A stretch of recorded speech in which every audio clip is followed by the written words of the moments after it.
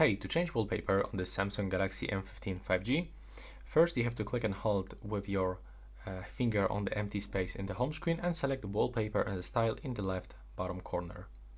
Now you can choose if you want to change wallpaper for the lock screen or for the home screen. In my case, I'm going to change wallpaper for the lock screen, so I have to click on it. Now I have to click on the wallpapers in the left upper corner. And from this, I can actually pick this default wallpapers from this screen or from this, for example, but also I can pick custom picture by going into my camera, for example. So I can pick any picture, click done, and after a few moments, I can set up this wallpaper on my lock screen and I can click done to confirm. Additionally, I can add some effects. And on the left bottom corner, I can find frame and some colors.